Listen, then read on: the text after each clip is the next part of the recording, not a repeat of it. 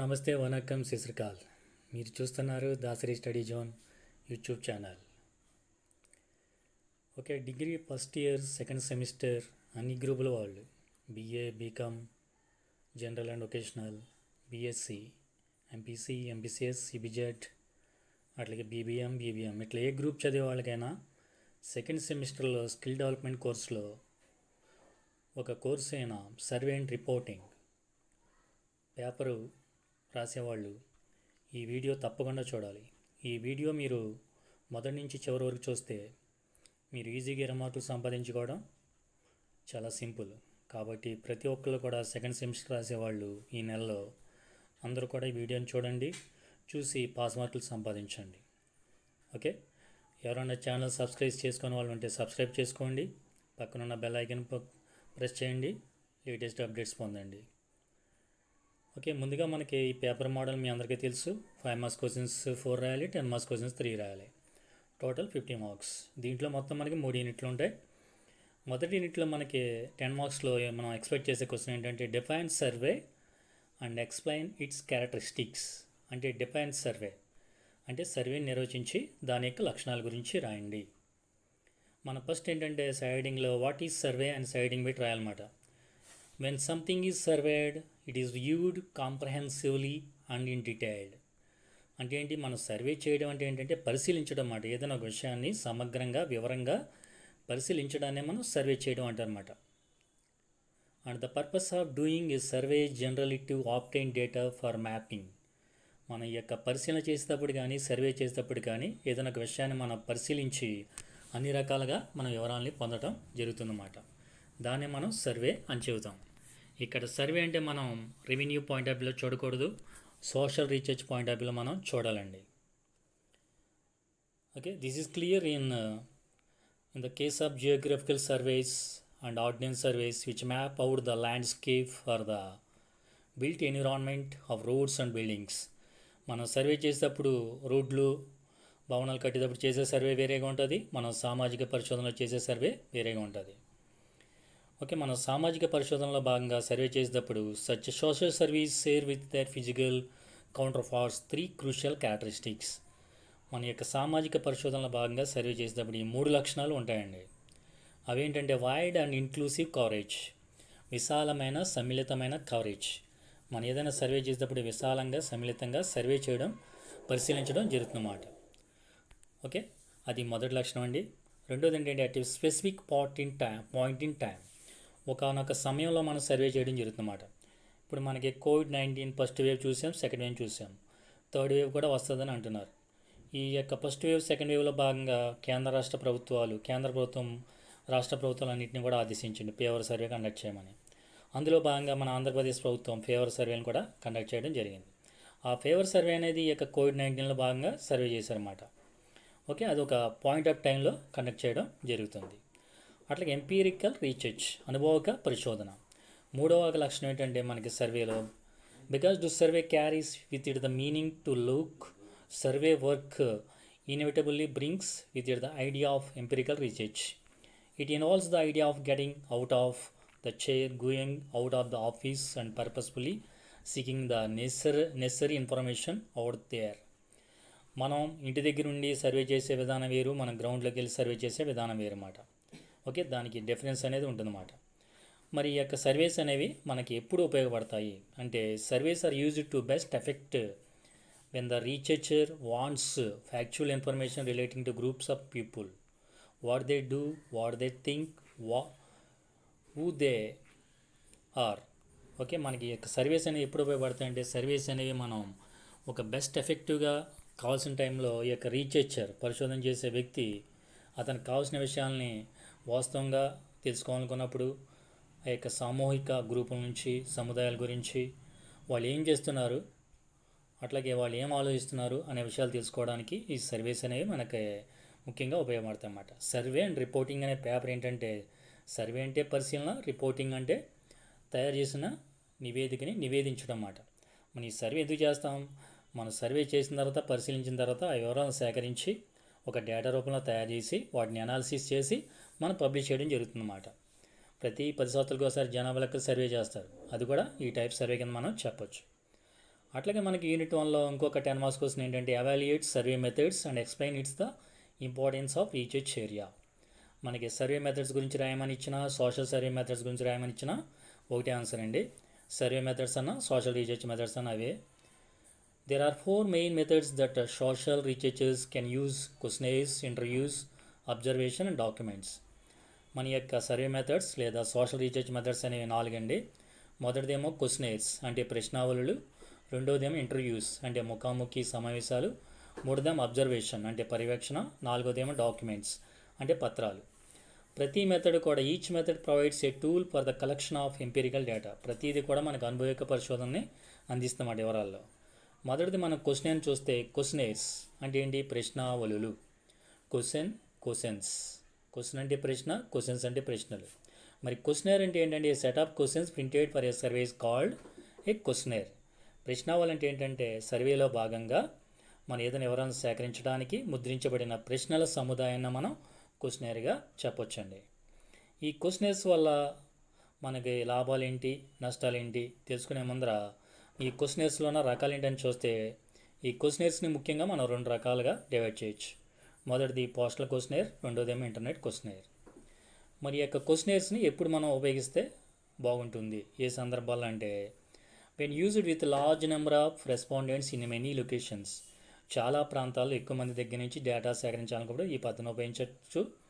అట్లాగే when there is a need for standardised data from identical questions without requiring personal face to face interaction. మనం ప్రామాణికమైన సమాచారాన్ని సేకరించాలనుకున్నప్పుడు, ముఖ్యంగా వాళ్ళ యొక్క వ్యక్తిగత సమాచారానికి సంబంధం లేకుండా, వాళ్ళ ముఖాముఖి అంతచర్య అవసరం లేకుండా ఉన్నప్పుడు వివరాలు సేకరించాలనుకున్నప్పుడు దీన్ని ఉపయోగించవచ్చండి. ఓకే, అట్లాగే మనకి క్వశ్చనర్స్. నెక్స్ట్ ఇంటర్వ్యూస్ ముందర తెలుసుకునే ముందర క్వశ్చనర్స్ వల్ల కలిగే ప్రయోజనాలు ఏంటి? ఈ యొక్క ప్రశ్నావళులు అనేవి ఎకనామికల్ అంటే తక్కువ ఖర్చులు అయిపోతాయి, రిలేటివ్లీ ఈజీ టు అరేంజ్. వీటిని మనం అమర్చుకోవడం క్రమబద్ధంగా ఈజీగా ఉంటుందన్నమాట. అట్లాగే క్వశ్చనర్స్ సప్లై స్టాండర్డైజ్ ఆన్సర్స్. ఈ యొక్క ప్రశ్నావళులు అనేవి మనకి ప్రామాణికమైన జవాబులు అందిస్తాయి అన్నమాట. అట్లాగే వీటి యొక్క డేటాలో కూడా మనకి ఖచ్చితత్వం అనేది ఉంటుంది. మరి డిసడ్వాంటేజెస్ ఏంటి అంటే pre coded questions can be frustrating for respondents and thus deter them from answering. మనకి ప్రీ కోడెడ్ క్వశ్చన్స్లో కొన్ని నష్టాలు కూడా మనకి ఉన్నాయన్నమాట. అట్లాగే questionnaires offer little opportunity for the researcher to check them truthfulness of the answers given by the respondents. మన ప్రశ్నావళికి ఇచ్చే రెస్పాండెంట్స్ ప్రతివాదులు వాళ్ళు కరెక్ట్గా జవాబు ఇస్తున్నారా లేదా అనేది మనకి చెక్ చేసే అవకాశం అనేది దీంట్లో తక్కువగా ఉంటుంది. వీటిని మనం నష్టాలుగా చెప్పవచ్చు. రెండో పద్ధతి ఏంటంటే ఇంటర్వ్యూస్ అంటే ముఖాముఖి సమావేశాలు అన్నమాట. ఈ ముఖాముఖి సమావేశాలు ఎప్పుడు మనకు అనుకూలంగా ఉంటాయి, ఏ అభిప్రాయం ఏ సందర్భాలు అంటే ఏ వ్యక్తి దగ్గర నుంచి అయినా అభిప్రాయాలు సేకరించాలనుకున్నప్పుడు వాళ్ళ యొక్క అనుభూతుల గురించి, వాళ్ళ యొక్క ఉద్వేగాల గురించి, వాళ్ళ యొక్క అనుభవాల గురించి, వాళ్ళ యొక్క సున్నితమైన విషయాల గురించి, వాళ్ళ యొక్క స్వాధికారమైన సమాచారం గురించి తెలుసుకోవాలనుకున్నప్పుడు ఈ యొక్క ఇంటర్వ్యూస్ లేదా ముఖాముఖి సమావేశాలు అనేవి మనకు ఉపయోగకరంగా ఉంటాయి. అట్లాగే మనకి ఈ యొక్క ఇంటర్వ్యూస్ లేదా ముఖాముఖి సమావేశాలు ఉన్న రకాలు ఏంటంటే స్ట్రక్చర్డ్ ఇంటర్వ్యూస్ అంటే నిర్మాణాత్మక ముఖాముఖి సమావేశాలు, అట్లాగే సెమీ స్ట్రక్చర్డ్ ఇంటర్వ్యూస్ పాక్షిక నిర్మాణాత్మక ముఖాముఖి సమావేశాలు, అట్లాగే అన్స్ట్రక్చర్డ్ ఇంటర్వ్యూస్ అంటే నిర్మాణాత్మకం కానీ ముఖాముఖి సమావేశాలు, అట్లాగే 1-to-1 ఇంటర్వ్యూస్ అంటే ఒకరి దగ్గర నుంచి ఒకరిని లేదా ఒకరి తర్వాత ఒకరు నిర్వహించే ముఖాముఖి సమావేశాలు, అట్లాగే గ్రూప్ ఇంటర్వ్యూస్ అంటే సామూహిక ముఖాముఖి సమావేశాలు, అట్లాగే ఫోకస్ గ్రూప్స్ ఏ గ్రూప్స్ నాతో మనం ఫోకస్ చేయాలనుకున్న ఆ గ్రూప్ దగ్గర నుంచి వివరాలు సేకరించే ముఖాముఖి సమావేశాలు, అట్లాగే ఇంటర్నెట్ ఈ యొక్క ఇంటర్వ్యూస్ అంటే అంతర్జాలపు ముఖాముఖి సమావేశాలుగా మనం చెప్పొచ్చండి. ఫస్ట్దేమో క్వశ్చనర్స్, సెకండ్దేమో ఇంటర్వ్యూస్, థర్డ్ది అబ్జర్వేషన్. ఈ అబ్జర్వేషన్ మెథడ్ అనేది ఎట్లా ఉంటుంది? Observation offers the social researcher A distinctive way of collecting data. It does not rely on what people say they do or what they say they think. It is more direct than that. మనం questionnaires interviews కంటే అబ్జర్వేషన్లో మనం డైరెక్ట్గా involve అయ్యి వివరాలు సేకరించే పద్ధతి అనేది ఉంటుంది కాబట్టి ఇది కొంచెం మెరుగ్గా ఉంటుందన్నమాట. దీంట్లో రకాలు ఏంటంటే సిస్టమేటిక్ అబ్జర్వేషన్ ఒక క్రమబద్ధమైన పర్యవేక్షణ రకం, రెండోది ఏంటంటే భాగస్వామ్య పరిశీలన పద్ధతి. ఈ భాగస్వామ్య పరిశీలన పద్ధతిలో రీసెర్చర్ వాళ్ళతో పాల్గొని వాళ్ళకి వివరాలను సేకరించడం జరుగుతుందన్నమాట. ఈ యొక్క సిస్టమేటిక్ అబ్జర్వేషన్లో ఉన్న అడ్వాంటేజెస్ ఏంటి, ప్రయోజనాలు ఏంటంటే డైరెక్ట్ డేటా కలెక్షన్ అంటే ప్రత్యక్షంగా వివరాలను సేకరించే అవకాశం ఉంటుంది. అట్లాగే ఎఫిషియెంట్ అంటే సామర్థ్యవంతంగా ఉంటుంది. మరి నష్టాలు ఏంటంటే ఈ యొక్క సిస్టమాటిక్ అబ్జర్వేషన్లో బిహేవియర్ నాట్ ఇంటెన్షన్స్, వాళ్ళ యొక్క ప్రవర్తనని మనం గమనించడం జరుగుతుంది తప్ప వాళ్ళ యొక్క ఇంటెన్షన్స్, వాళ్ళ మనసులో ఏమనుకుంటున్నారు, వాళ్ళ యొక్క అంతఃచర్యలు ఏంటి అనేది మనం తెలుసుకునే అవకాశం అనేది ఉండదన్నమాట. అదొక మైనస్గా మనం చెప్పొచ్చు. అట్లాగే మనకి మరొకటి ఏంటంటే ఈ యొక్క అబ్జర్వేషన్లో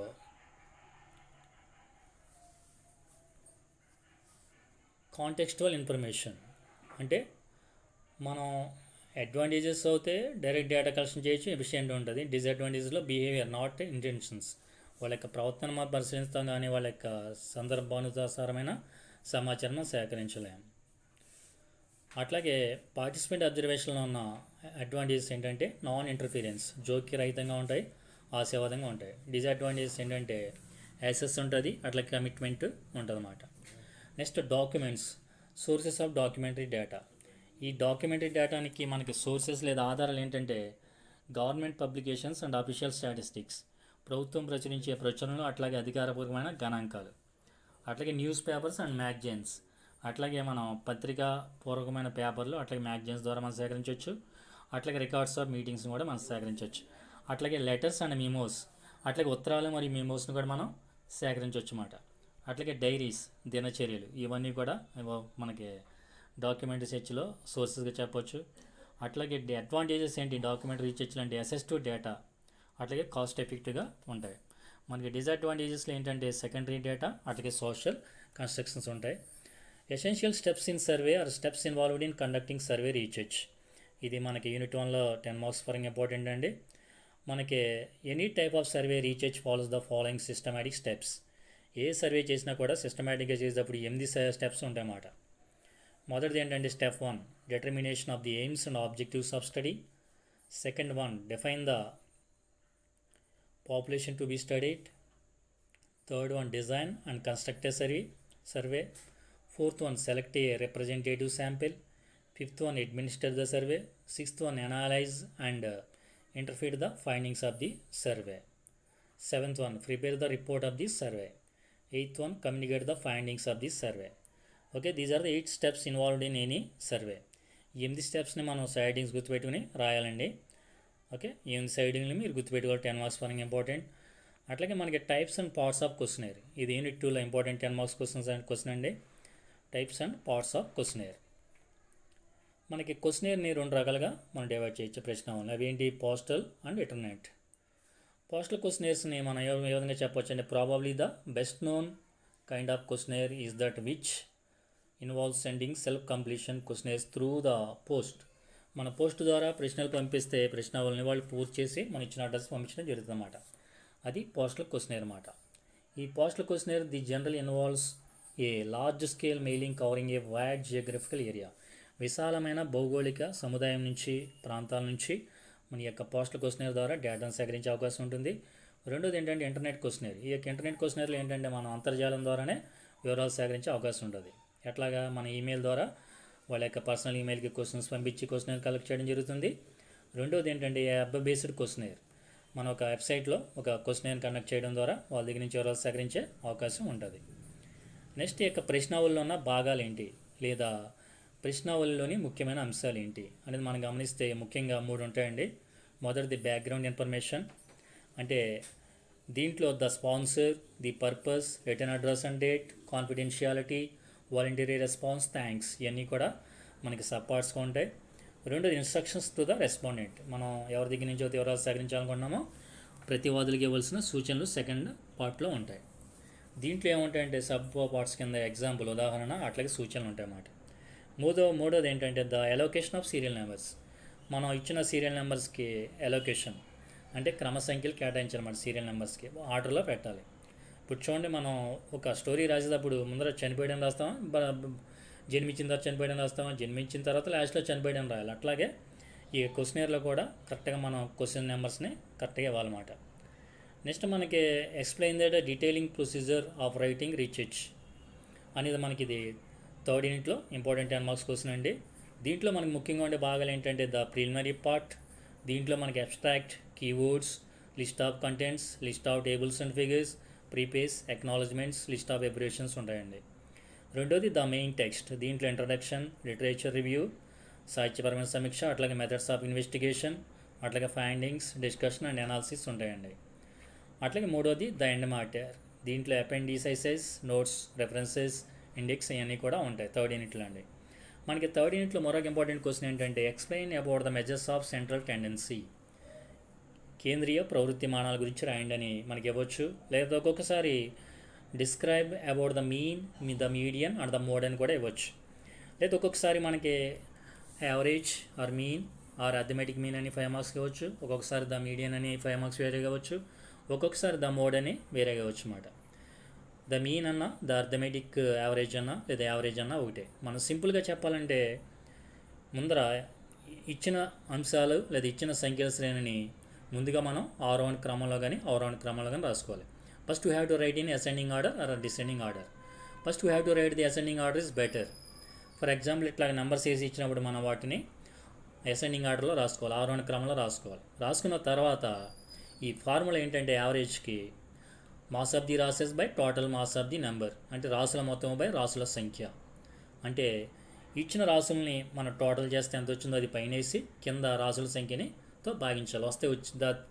చేస్తే వచ్చేదే మనం సగటుగా చెప్పవచ్చు అన్నమాట. ఈ సగటులో కొన్ని లాభాలు ఉంటాయి, కొన్ని నష్టాలు కూడా మనకు ఉంటాయి. అట్లాగే రెండోది ఏంటంటే ద మీడియం లేదా మిడిల్ పాయింట్, మధ్యగతం లేదా మధ్య బిందువు. ఈ మధ్యగతం లేదా మధ్య బిందువుని చేసేటప్పుడు మనం 2 రకాలుగా గమనించవచ్చు. ఇచ్చిన సంఖ్యల శ్రేణిని ఎప్పుడైనా కూడా మనం అంకమద్యం లేదా సగటు లేదా బావులకు ఏం చేసినా కూడా ఇచ్చిన సంఖ్యల శ్రేణిని ఆరోహణ క్రమంలో రాయాలి. రాసిన తర్వాత ఈ యొక్క మధ్యగతం లేదా మధ్య బిందువు చేసేటప్పుడు ఎప్పుడు కూడా మనం బేసి సంఖ్యల సంఖ్య ఇచ్చినప్పుడు సపోజ్ సంఖ్యల శ్రేణి 7 ఇచ్చారనుకోండి, అప్పుడు ఫార్ములా ఏంటంటే n+1/2. ఇక్కడ బేస్ సంఖ్య 7 కాబట్టి n అంటే ఇక్కడ n+1/2 అని చెప్తున్నాం కదండి. n అంటే 7 + 1/2 అంటే 8/2 అంటే 4. అక్కడ 4 వాల్యూ ఏది ఉందో అదే మనకే మిడిల్ పాయింట్ ఆర్ మీడియన్. 7 ఇచ్చినప్పుడు ఇటు 3 అటు 3 వదిలేసి మధ్యలో ఉన్న దానికే మనకి మీడియన్ అవుద్ది అన్నమాట. అది చాలా ఈజీ. అట్లా కాకుండా మీడియన్ చేసేటప్పుడు మనకి సరి సంఖ్యలు ఇచ్చినప్పుడు మాత్రం ఈ ఫార్ములా అనేది కొంచెం గుర్తుపెట్టుకోవాలి. ఆ ఫార్ములా ఏంటంటే ముందుగా ఇచ్చిన సంఖ్యల శ్రేణిని మనం ఆరోహణ క్రమంలో రాసుకోవాలి. తర్వాత n/2 అనేది చేయాలన్నమాట. n/2 అంటే సపోజ్ సరి సంఖ్యలో ఇచ్చినప్పుడు ఈ ఫార్ములా అండి. n/2 అంటే 8 సంఖ్యలు ఇచ్చారు. 8/2 అంటే 4. అక్కడ 4 వాల్యూ ఉంది ఏది అది plus n/2 plus n/2 plus 1/2. తర్వాత మళ్ళీ ఇంకోసారి ఏం చేయాలి, n/2 + 1 అంటే 4+1. అక్కడ 5వ వాల్యూ ఏముందో అది చేయాలి. చేసిన తర్వాత ఇక్కడ 4వ వాల్యూ 5వ వాల్యూ ఏముందో వాటికి మన యావరేజ్ కడితే వచ్చేదే మనకి మిడిల్ పాయింట్ లేదా మీడియన్ అన్నమాట. అదేనండి ఈ యొక్క మధ్యగతం లేదా మధ్యగతాన్ని సంఖ్యల శ్రేణిని బేస్ సంఖ్య ఇచ్చినప్పుడు అంటే 7, 5, 9 అట్లా ఇచ్చినప్పుడు n+1/2 ఫార్ములా వేయాలి. అదేనండి అంటే 7 + 1/2 అంటే ఏమవుతున్నప్పుడు మనకి 8/2. 8/2 అంటే 4. అంటే అక్కడ 3 తీసేస్తే మధ్యలో మన 4. అది ప్రాబ్లం లేదు. మనకు సరి సంఖ్యలు ఇచ్చినప్పుడు మాత్రం n/2 + 1/2 అంటే n/2 కట్టి 8/2 అవుతే 4 వేసి 4వ వాల్యూ. అట్లాగే n/2 + 1 అంటే 4+1 అంటే 5వ వాల్యూ వేసి ఆ రెండింటిని 2 చేత యావరేజ్ చేసి వచ్చిందే మనకి మిడిల్ పాయింట్ లేదా మీడియన్ అవుద్ది. మూడోది ఏంటంటే మోడ్ అంటే బావులకం. ఇచ్చిన సంఖ్య శ్రేణిని మన ఆరోహణ క్రమంలో రాసిన తర్వాత ఏ సంఖ్య అయితే రిపీటెడ్గా లేదా ఎక్కువ సార్లు వస్తుందో అదే మనకి మోడ్. ఇక్కడ మనం ఈ యొక్క నెంబర్ సిరీస్ని గమనిస్తే ఇక్కడ మోడ్ ఏంటనేది మనం గమనిస్తే ఈ యొక్క ఇచ్చిన సంఖ్యల శ్రేణిలో మనకి మోడ్ ఏంటి అనేది గమనిస్తే మనకి ఏంటి 17 అని అర్థం అవుతుందన్నమాట. ఇందువల్ల ఇక్కడ 1 అనేది 2 సార్లు వచ్చింది, 4 అనేది 2 సార్లు వచ్చింది. కానీ 17 అనేది 3 సార్లు వచ్చింది కాబట్టి 17 అనేది మోడ్ అవుతుంది. కొన్ని సందర్భాల్లో 2 సంఖ్యలు కూడా మోడ్ కింద రావచ్చు. ఒకే మోడ్ ఎక్కువ సార్లు వస్తే దాన్ని సింగులర్ మోడ్ అంటారు. లేదా అదే 2 సంఖ్యల మోడ్ వస్తే దాన్ని డ్యూయల్ మోడ్ అంటారు అన్నమాట. ఏ సంఖ్య అయితే ఎక్కువ సార్లు రిపీట్గా వచ్చిందో దాన్నే మనం మోడ్ అని పిలుస్తాం అన్నమాట. తెలుగులో బావులుగా అని పిలుస్తాం అన్నమాట. అట్లాగే మనకి 5 మార్క్స్లో ఫస్ట్ యూనిట్లో మనకి టైప్స్ ఆఫ్ సర్వే ఎన్ని రకాలు అన్నప్పుడు మీరు సర్వే అంటే ఏంటో రాయాలన్నమాట. సర్వే అంటే ఏంటంటే మనం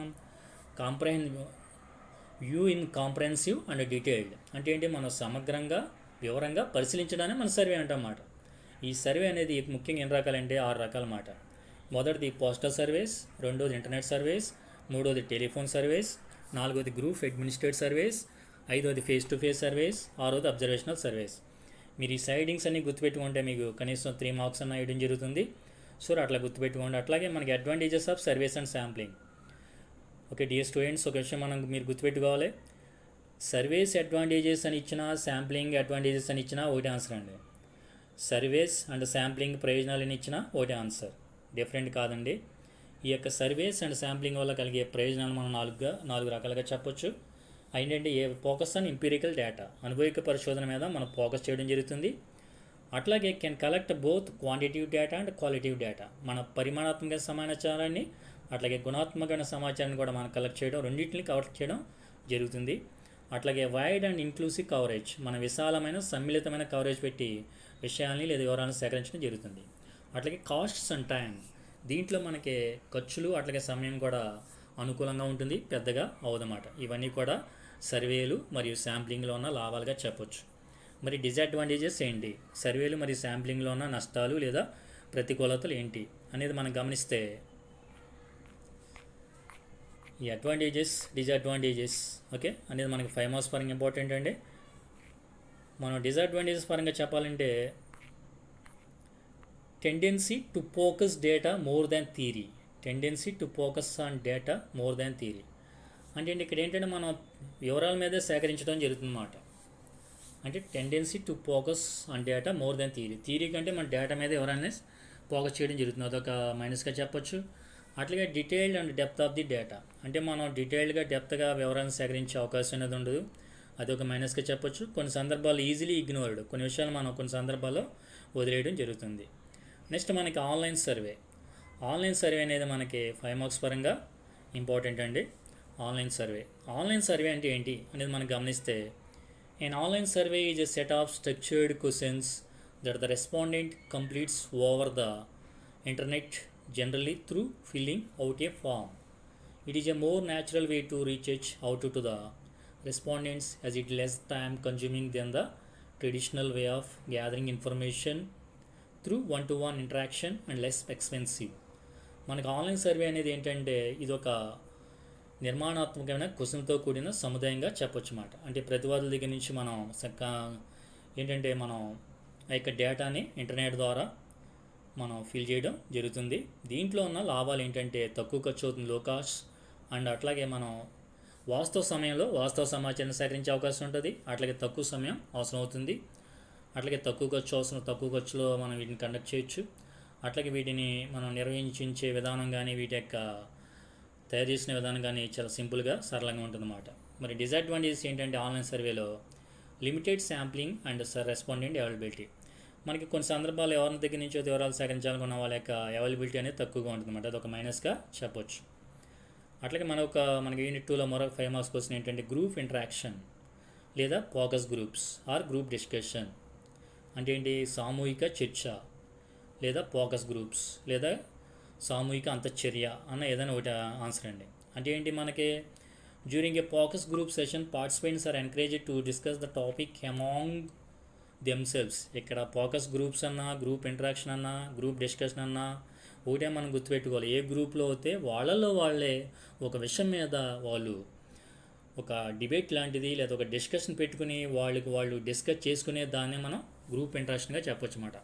అట్లా డిస్కస్ చేసుకున్నప్పుడు ఒక్కొక్క దగ్గర నుంచి ఒక్కొక్క అభిప్రాయం అనేది రావడం జరుగుతుందన్నమాట. మనం చెప్పాలంటే the group discussion can lead to some consensus with members of the group largely agreeing and arriving at some shared view point. ఈ యొక్క గ్రూప్ డిస్కషన్లో ఎక్కువ మంది ఏ విషయం చెప్పారో దాంతో ఏకీభవించే అవకాశం అనేది ఉంటుంది, అందరి అభిప్రాయాలు తెలుసుకునే అవకాశం కూడా ఉంటుందన్నమాట ఈ యొక్క గ్రూప్ డిస్కషన్ లేదా ఫోకస్ గ్రూప్స్లో. అట్లాగే మనకి stages of data analysis or data analysis, ఇది మనకి యూనిట్ 3లో 5 మార్క్స్ పరంగా ఇంపార్టెంట్ అండి. స్టేజెస్ ఆఫ్ డేటా అనాలిసిస్ అన్న అట్లాగే డేటా అనాలిసిస్ అన్న ఒకటేనండి. మనం ముఖ్యంగా ఈ డేటా అనాలిసిస్ అనగానే మనం 2 రకాలుగా చూడొచ్చండి. ముఖ్యంగా 5 స్టేజెస్ ఉంటాయి. 5 స్టేజెస్లో మనం క్వాంటిటేటివ్ డేటా అంటే పరిమాణాత్మకమైన సమాచారాన్ని లేదా వివరాలని, అంటే 100 మంది దగ్గర నుంచి వివరాలు సేకరిస్తే దాన్ని క్వాంటిటేటివ్ డేటా అంటారన్నమాట. నెక్స్ట్ క్వాలిటేటివ్ డేటా అంటే గుణాత్మకమైన సమాచారం, మనం 100 మంది దగ్గర నుంచి కాకుండా 5 మంది దగ్గర నుంచి సమగ్రంగా మన కరెక్ట్గా వివరాలు సేకరిస్తే దాన్ని క్వాలిటేటివ్ డేటా అంటారన్నమాట, గుణాత్మకమైన వివరాలు. దీంట్లో మనకి స్టేజెస్ ఆఫ్ డేటా అనాలిసిస్లో మనకి 5 స్టేజెస్ ఉంటాయండి. First the data preparation, second one దేమో initial exploration of the data, third one analysis of the data, fourth one presentation and display of the data, fifth one validation of the data. మన stages of data అనాలిసిస్లో 5 గుర్తుపెట్టుకోండి. ఇచ్చినప్పుడు ఇలాగ table కింద కాకపోయినా side కింద రాసినా మనకి మార్క్స్ వచ్చే అవకాశం ఉంటుంది. మొదటిది డేటా ప్రిపరేషన్, రెండోది initial exploration of the data, third one analysis of the data, fourth one presentation and display of the data, fifth one validation of the data. Next మనకి యూనిట్ 2లో వెరీ మోస్ట్ ఇంపార్టెంట్ క్వశ్చన్ అండి. ఈ question మనకి డైరెక్ట్గా కానీ ఇండైరెక్ట్గా కానీ question లేకుండా పేపర్ ఉండదంటే మనం ఆశ్చర్యపోవట్లేదు. How to devising the questions అంటే ప్రశ్నలు ఏ విధంగా రూపొందిస్తారు, లేదా what are the qualities of a good questionnaire, మంచి ప్రశ్నావళికి ఉండవలసిన ముఖ్యమైన లక్షణాలు లేదా సుగుణాలు ఏంటి అనేది మనకి 10 మార్క్స్ ఇంపార్టెంట్ అండి. దీంట్లో ఫస్ట్ మనకి సూటబుల్ టాపిక్స్ అంటే మనకి అవసరమైన అంశాలని లేదా విషయాల్ని మనం తీసుకోవడం అన్నమాట. The willingness of respondents to cooperative with research by filling in a questionnaire can easily be undermined by the nature of the topics in the questionnaire. ఇప్పుడు మనం క్వశ్చనర్ సెలెక్ట్ చేసుకునేటప్పుడు ఆ వ్యక్తి మనకి ఏ క్వశ్చన్స్కి ఏ టాపిక్స్కి మనకి అతను స్పందించి మనకి సమాధానం ఇస్తాడు అనే విషయాన్ని మనం గమనించాలి. అంతేగాని మనం ఏం తెలుసుకోకుండా మన క్వశ్చనర్ తయారు చేసి ఫెయిల్యూర్ అవడం అనేది కరెక్ట్ కాదు. కాబట్టి ఎప్పుడూ కూడా మనం రీసెర్చ్ చేసే పర్సన్ అంటే వివరాలు సేకరించే వ్యక్తి ఏ వ్యక్తి దగ్గర నుంచి లేదా ఏ సమూహం నుంచి వివరాలు సేకరించాలనుకుంటున్నారో వాళ్ళు ఆ వివరాలకి స్పందిస్తారా సరిగ్గా లేదని తెలుసుకుని వాళ్ళకి అనుగుణమైన టాపిక్స్ మనం తయారు చేసుకోవాలి. అట్లాగే వాళ్ళు ఆన్సర్ ఇవ్వడానికి విల్లింగ్ ఉండేటట్టే మనం టాపిక్స్ని తయారు చేసుకోవాలి. అట్లాగే హ్యావ్ సమ్ ఇన్ఫర్మేషన్ ఆల్రెడీ మనం అడిగే టాపిక్ మీద వాళ్ళు కొంత సమాచారాన్ని కొంత నాలెడ్జ్ కలిగి ఉన్నారు అని తెలుసుకుని వాటి మీద మనం టాపిక్స్ తయారు చేసిన వాళ్ళ నుంచి క్వశ్చన్స్ లేదా రీసెర్చ్ చేస్తే మనం మంచి ఫలితాన్ని పొందే అవకాశం అనేది ఉంటుందండి. రెండోది ఏంటంటే డైరెక్ట్ ఆర్ ఇండైరెక్ట్ క్వశ్చన్స్. మనం క్వశ్చన్స్ ఇచ్చేటప్పుడు అవి డైరెక్ట్ క్వశ్చన్సా ఇండైరెక్ట్ క్వశ్చన్సా అనేది చూసుకోవాలి. ఎప్పుడు కూడా మోస్ట్లీ మనం డైరెక్ట్ క్వశ్చన్స్ ఏమో ఇవ్వడానికి మనం చూడాలండి. ఎప్పుడు కూడా అది మనకి మంచి పద్ధతి అన్నమాట. అట్లాగే మనం క్వశ్చన్స్ ఇచ్చేటప్పుడు దాంట్లో ఇండైరెక్ట్గాను లేకపోతే లాంగ్వేజ్ అనేది సరళంగా ఉండేటట్టు చూసుకోవాలన్నమాట. అట్లాగే the wording of the questions, మనం ఇచ్చే క్వశ్చన్స్లో ఆ యొక్క పదాలు అనేవి సింపుల్గా ఉండాలి. అంటే ఎప్పుడు కూడా ఆ యొక్క క్వశ్చన్ ఇచ్చినప్పుడు అందరూ కూడా బాగా ఎడ్యుకేటెడ్ ఉన్నారు, కొంతమంది మాదిరిగా చదువుకునే వాళ్ళు ఉంటారు, అన్ఎడ్యుకేటెడ్ ఉంటారు. అట్లాంటి వాళ్ళకి మనం గందరగోళంగా డిఫికల్ట్ పదాలు ఇస్తే వాళ్ళు అసలు ప్రశ్నలకి సమాధానాలు గుర్తించరు. కాబట్టి మనం క్వశ్చన్స్లో అవాయిడ్ వ్యాగ్యూ క్వశ్చన్స్ అంటే పెద్ద క్వశ్చన్లు మనం అవాయిడ్ చేయాలి. అట్లాగే మన సాంకేతికపరమైన పదాలను ఉపయోగించేటప్పుడు తక్కువగా వాడాలన్నమాట, అంటే బాగా హై లెవెల్ కాకుండా. అట్లాగే మనం ఎప్పుడు కూడా ముఖ్యమైన క్వశ్చన్లే మనం ఇవ్వాలి. అట్లాగే లీడింగ్ క్వశ్చన్స్ని అవాయిడ్ చేయాలి. అట్లాగే మనం ఇచ్చిన క్వశ్చన్స్లో ఆప్షన్స్ని కరెక్ట్గా ఉండేటట్టు చూసుకోవాలన్నమాట. ఏ క్వశ్చన్కి ఏ ఆప్షన్ కరెక్ట్గా ఉంది, అంతేగాని వాళ్ళని అయోమయానికి గందరగోళానికి గురి చేసేటట్టు ప్రశ్నలు అనేవి ఈ యొక్క రీసెర్చ్ చేసే పర్సన్ ఇవ్వకూడదన్నమాట. అట్లాగే నాలుగోది ఏంటంటే the order of the questions. మన క్వశ్చన్లు ఇచ్చేటప్పుడు మన ఆర్డర్ లేదా సంఖ్యల క్రమం అనేది సరిగ్గా ఉండేటట్టు చూసుకోవాలన్నమాట. ఫస్ట్ అండ్ ఫార్మోస్ట్ ఎప్పుడు కూడా మన క్వశ్చన్ ఇచ్చేటప్పుడు it can entice or deter the respondents from continuing with the exercise of providing answers. ఎప్పుడు కూడా మనం డైరెక్ట్ ప్రశ్నలు ఇవ్వాలన్నమాట. ఏంటి వెంటనే వాళ్ళు ఆన్సర్స్ స్పందించి అన్నీ ఇవ్వగలిగేటట్టు ఉండాలి. అంతేకాని ఫస్టే మనం కష్టమైన క్వశ్చన్ ఇచ్చామనుకోండి, వాళ్ళు రెండో క్వశ్చన్కి వెళ్ళరు, చిరాకునే పక్కన పడేస్తారు. కాబట్టి సర్వే చేసేటప్పుడు ఎప్పుడైనా కూడా మనం క్వశ్చన్ తయారు చేసేటప్పుడు మనం క్వశ్చన్ల యొక్క ఆర్డర్ని క్రమసంఖ్యని జాగ్రత్తగా ఉంచుకోవాలన్నమాట. ఎప్పుడు కూడా డైరెక్ట్ క్వశ్చన్స్నే ఇవ్వాలి. అటు ఎప్పుడు కూడా వాళ్ళ యొక్క మనోభావాలు దెబ్బతినకోకుండా క్వశ్చన్లు ఇవ్వాలి. అట్లా ఎప్పుడు కూడా సున్నితమైన అంశాలను ఎప్పుడు కూడా ముందర అడగకూడదు, వాటి తర్వాత అడగాలి. ఎప్పుడు కూడా the most straight forward questions come at the start. ఎప్పుడు కూడా ముక్కుసూటిగా వాళ్ళు డైరెక్ట్గా సమాధానం చెప్పే ప్రశ్నలు ఎప్పుడు కూడా ముందర అడగాలి. సున్నితమైన విషయాల గురించి అట్లాగే కొంచెం వాళ్ళు ఇబ్బంది పడే ప్రశ్నలు ఏమైనా ఉంటాయి లాస్ట్లో అడిగే అవకాశం పెట్టుకోవాలి. అయితే వాళ్ళ ముందరే మన యొక్క క్వశ్చనర్ని రిజెక్ట్ చేయడం జరుగుతుందన్నమాట. సో ఈ యొక్క మనకి how to devising the questions, ప్రశ్నలు ఏ విధంగా రూపొందిస్తారు లేదా what are the qualities of a good క్వశ్చనర్లో ఈ 4 గుర్తుపెట్టుకోవాలన్నమాట. Suitable topics, direct or indirect questions, the wording of the questions, the order of the questions. ఇది చాలా ఇంపార్టెంట్ క్వశ్చన్ అండి 10 మార్క్స్కి.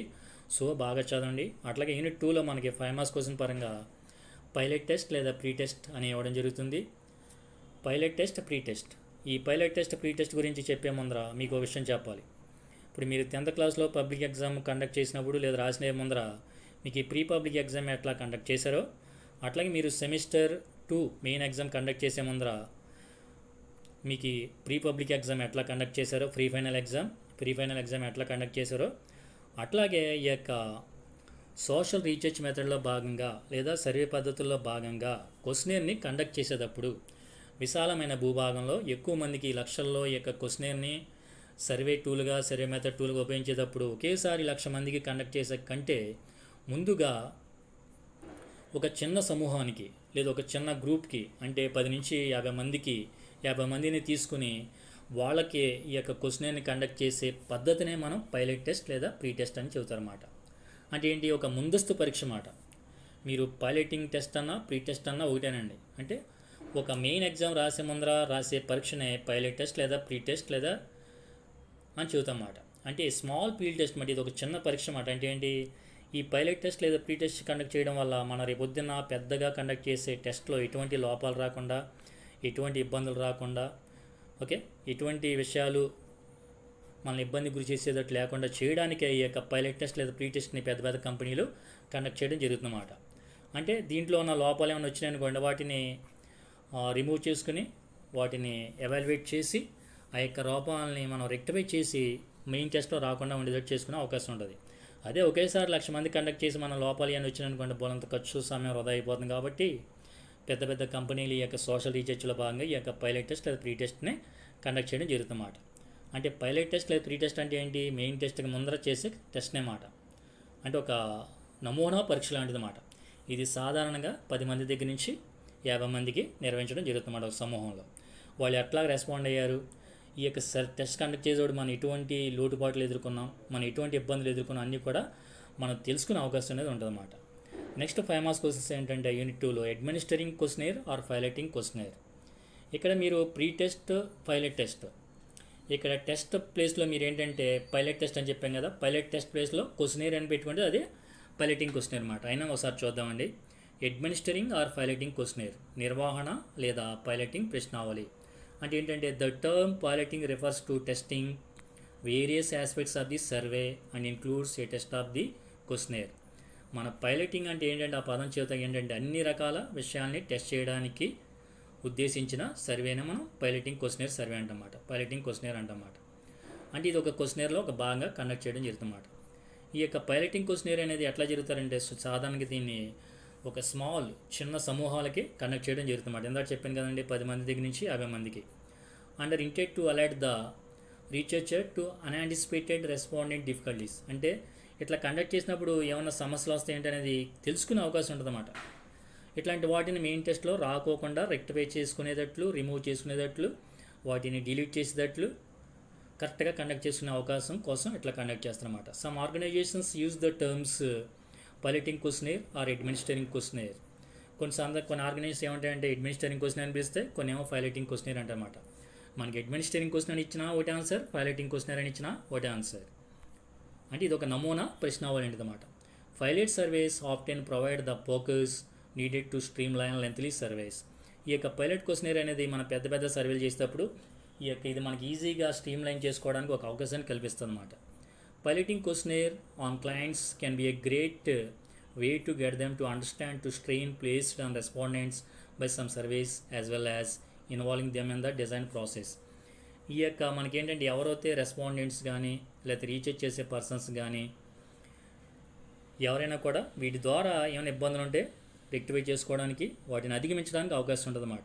అట్లాగే రెస్పాండెంట్స్ ఏ విధంగా మనకి ప్రశ్నలకి స్పందిస్తున్నారు అనేది తెలుసుకునే అవకాశం ఉంటుంది కాబట్టి.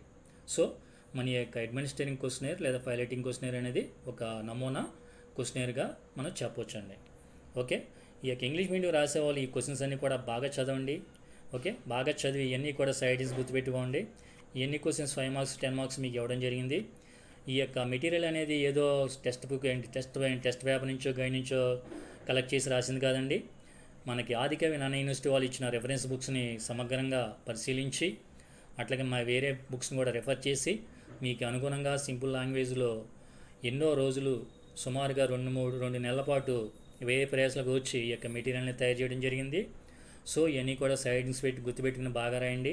ఓకే, ఆదికవి నాన్న యూనివర్సిటీ చదివే తూర్పుగోదావరి, పశ్చిమ గోదావరి జిల్లా వాళ్ళు, అట్లాగే ఆదికవి నాన్న యూనివర్సిటీ పరిధిలోకి వచ్చే ప్రతి ఒక్క విద్యార్థి ఫస్ట్ డిగ్రీ ఫస్ట్ ఇయర్ బీకే అవ్వచ్చు, బీకామ్ అవ్వచ్చు, బీకామ్ జనరల్ అవ్వచ్చు, వొకేషనల్ అవ్వచ్చు, బీజెడ్స్ ఎంపీసీ అవ్వచ్చు, ఎంపీసీఎస్ అవ్వచ్చు, సిబిజెడ్ అవ్వచ్చు, bachelor of business management BBA అవ్వచ్చు, బ్యాచిలర్ ఆఫ్ బిజినెస్ అడ్మినిస్ట్రేషన్ అట్లాగే bachelor of business management BBM or BBA any group second సెమిస్టర్లో స్కిల్ డెవలప్మెంట్ కోర్సులో మన యొక్క సర్వే అండ్ రిపోర్టింగ్ ఎవరో తీసుకుంటారో వాళ్ళకి ఈ మెటీరియల్ అనేది బాగా చదవండి. ఈ మెటీరియల్ మీరు బాగా త్వరగా చదివితే ఈ క్వశ్చన్స్నే ఇండైరెక్ట్గా ఇవ్వడం జరుగుతుంది. ఈ మెటీరియల్ మీరు త్వరగా చదివితే గ్యారంటీగా కూడా 35 నుంచి 40 మార్క్స్ ఈజీగా సంపాదించుకుంటారని నేను చెప్పగలను. అబౌవ్ 40 మార్క్స్ వచ్చినా ఒక అండి ఆశ్చర్యపోకల. ఈ మెటీరియల్ మీరు బాగా చదివితే 40 మార్క్స్ గ్యారంటీగా వస్తాయి. అవుట్ ఆఫ్ 50కి మీరు 40 మార్క్స్ ఈ మెటీరియల్ నుంచి సంపాదిస్తారని నేను ఖచ్చితంగా చెప్పగలను. సో అందరూ కూడా ఈ మెటీరియల్ని బాగా చదవండి. మీరు 35 నుంచి 40 మార్క్స్ పొందండి. మీరు మంచి గ్రేడ్స్ సంపాదించండి.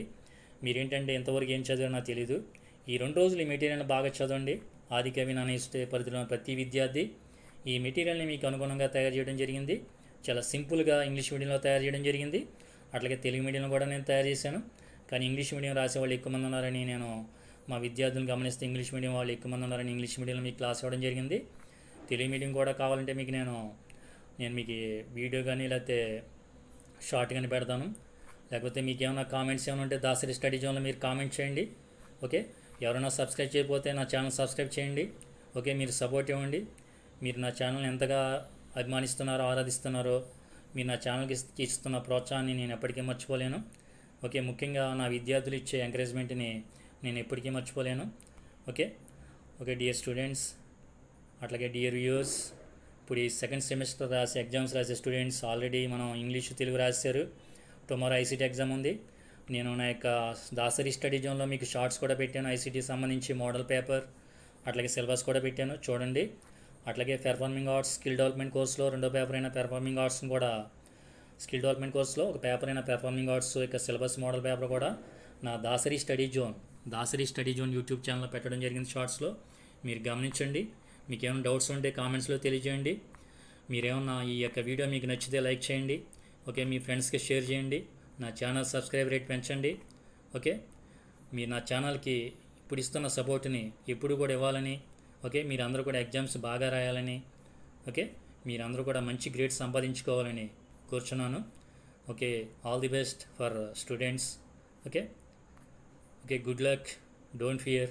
ఓకే, మీరు ఎగ్జామ్స్కి టెన్షన్ పడుకోకుండా బాగా రాయండి. నేను చెప్పేది ఏంటంటే ఈ ఆదికవి నాని యూనివర్సిటీ ఎగ్జామ్ రాసే ప్రతి ఒక్క విద్యార్థికి ఏ కాలేజీలో చదివినా, ప్రైవేట్ కాలేజా గవర్నమెంట్ కాలేజా ఎయిడెడ్ కాలేజీ అని కాకుండా ఈ పేపర్ రాసే ప్రతి విద్యార్థికి గమనించవలసింది ఏంటంటే 5 మార్క్స్ రాసేటప్పుడు పాయింట్స్ వైజ్ రాయండి. ఒక పాయింట్ కింద ఇంకో పాయింట్ నెక్స్ట్ లైన్లో రాయండి తప్ప పక్కన రాయద్దు. అట్లాగే 10 మార్క్స్ క్వశ్చన్ రాసేటప్పుడు మాత్రం కంపల్సరీ మీరు సైడింగ్స్ పెట్టండి. ఎన్ని సైడింగ్స్ ఉంటే అన్ని సైడింగ్స్ పెట్టండి. సైడింగ్ని అవకాశం ఉంటే బ్లాక్ పెన్తో పెట్టండి, లేకపోతే బ్లూ పెన్తో పెట్టి బ్లాక్ పెన్తో అంటలైజ్ చేయండి. అంతేగాని స్కెచెస్ వాడొద్దు, అట్లాగే రెడ్ పెన్ వాడొద్దు, గ్రీన్ పెన్ వాడొద్దు. ఓకే, మీరు ఈ యొక్క హ్యాండ్ రైటింగ్ కూడా బాగా రాయండి. ఈ 2 రోజుల్లో మీ హ్యాండ్ రైటింగ్ ఇంప్రూవ్ చేసుకోవడానికి కష్టం కాబట్టి సాధ్యమైనంత వరకు ఈ యొక్క అసిస్టెంట్ ఎగ్జామినర్స్ వాల్యూ చేసే వాళ్ళకి మీ పేపర్ అర్థమయ్యేటట్టు రాయండి. రాసి మంచి మార్కులు సంపాదించుకోండి. ఓకే, బ్యాక్లాగ్స్ ఏమీ లేకోకుండా మీరు డిగ్రీ కంప్లీట్ చేసుకోండి. త్వరగా మీరు ఉన్నతమైన స్థానంలోకి చేరండి. ఓకే, అందరికీ కూడా దాసరి స్టడీ జోన్ తరపున మీ అందరికీ కూడా బెస్ట్ విషెస్ చెబుతున్నాను. ఓకే, అట్లాగే మీకు ఏమైనా డౌట్స్ ఉంటే కామెంట్ చేయండి. నా ఛానల్ సబ్స్క్రైబ్ చేసుకోకపోతే సబ్స్క్రైబ్ చేయండి. పక్కనున్న బెల్ ఐకాన్ ప్రెస్ చేయండి. మోర్ అప్డేట్స్ పొందండి, లేటెస్ట్ అప్డేట్స్ పొందండి. మీ యొక్క డౌట్స్ని క్లారిఫై చేసుకోండి. ఓకే, మీరు ఎగ్జామ్స్ బాగా రాయండి. Okay, all the best for students. Okay, all the best.